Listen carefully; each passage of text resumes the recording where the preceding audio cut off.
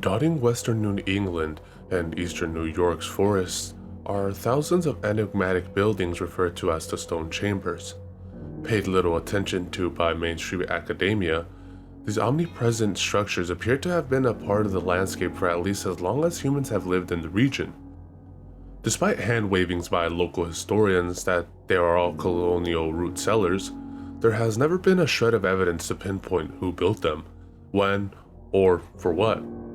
No Native American tribes have ever claimed ownership, and no data exists to support any of the wild speculations alternative historical researchers often make about their origins.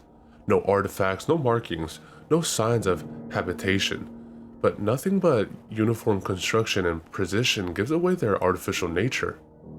A small body of folklore and anecdotes has sprung up around the structures to fill the vacuum of verifiable information. In May of 1988, Frank Mullen and his son spent a weekend fishing and camping in Fandenstock State Park, Dutchess County, New York. On the second evening of their trip, the two decided to set up their tent next to a chamber. When Mr. Mullen awoke the next morning, his son, Terrence, was missing. He spent hours searching himself before he finally contacted local authorities.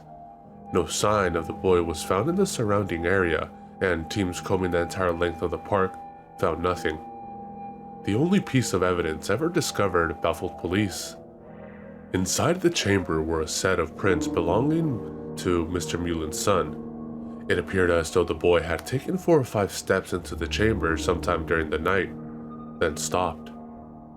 What unsettled investigators was not just that no prints heading out of the chamber were found, but that a set of large, unidentifiable tracks were discovered starting from the back wall and meeting Terrence's.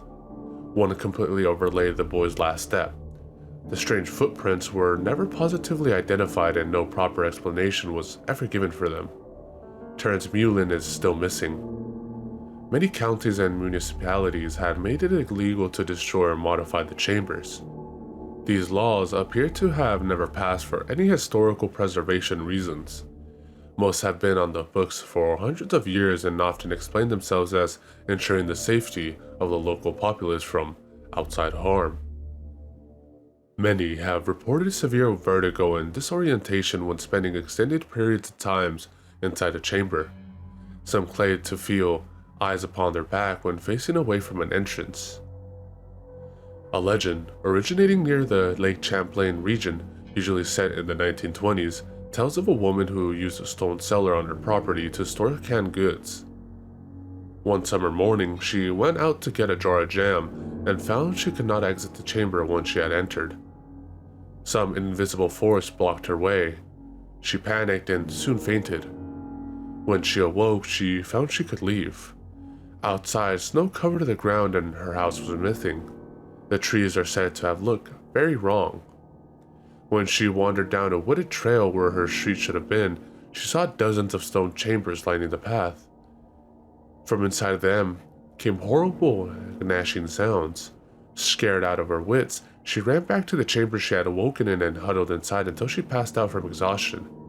She was found by her husband some interminable time later. She asked him how long she'd been gone.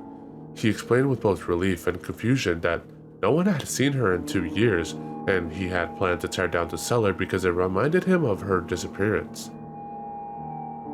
No copies of the only serious text ever written about the chambers, an analysis of the stone cellars of New England, exists today. Only a few mentions in some historical quarter lies and a single quotation in a Massachusetts newspaper are all that's left. Written by an anonymous author in 1919, the book was apparently a dense academic piece describing a number of physical and mathematical properties expressed in the chamber's architecture which related to aether physics. The final section of the tome postulated that the chambers acted as conduits for aether energy and could be tuned to view the outside. These would appear to be the reasons the book garnered negative attention from the academic world at the time, as Einsteinian physics was coming into vogue. The word returning is often associated with the chambers, though the origin of this connection has never been discovered. Despite the strange, ominous stories surrounding the stone chambers, those who have lived around them for generations seem to, for the most part, ignore them. When reminded of this chamber's lore, locals of the region will often dismiss the stories as superstitious nonsense. You will be hard-pressed, though, to find someone willing to spend a night alone in one.